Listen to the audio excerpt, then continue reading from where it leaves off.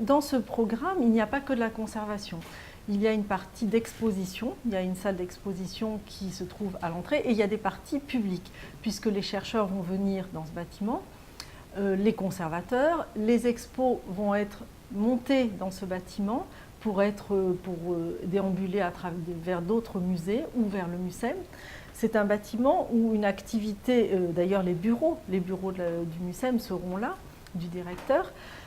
Il y a une grande activité publique sur la partie de tête du bâtiment. Mais globalement, on est à 3/4, 1/4, on va dire. Voilà. Et cette idée-là était quelque chose d'important. À partir du projet de ce carré, il y a quelque chose qui nous paraissait très important, c'était l'histoire du lieu. Et ce lieu, qui avait connu évidemment une histoire totalement différente, s'organisait quand même comme tout lieu de vie, autour d'un espace de jardin qui a une certaine qualité. Ce sont des platanes qui sont plus que centenaires, qui sont très beaux et qui sont complètement isolés de la ville, comme souvent à Marseille, dans un jardin clos, protégé, qu'on n'imagine pas du tout lorsqu'on passe sur ce boulevard. Et cette qualité spatiale nous a paru intéressante et on a essayé d'organiser toutes les parties de vie, les parties publiques, vers ce jardin. Et l'histoire du projet s'est organisée autour de cette idée d'un bâtiment compact, fermé, étanche, et comment le rendre quand même accessible et accueillant par rapport à un public qui va venir étudier. Le projet tourne autour de ce patio, et il est sur une double hauteur, et toute la partie de recherche se trouve plutôt de ce côté-là, et toutes les salles d'exposition se trouvent plutôt côté rue. En fait, chaque vide correspond à une articulation du fonctionnement du projet. Les chercheurs désirent être dans un lieu plutôt calme et plutôt que de tout donner à voir, c'est amener la lumière plutôt vers l'intérieur et donner à voir plutôt du ciel, plutôt des espaces très, très ciblés, un jardin intérieur, et la rue n'existe plus.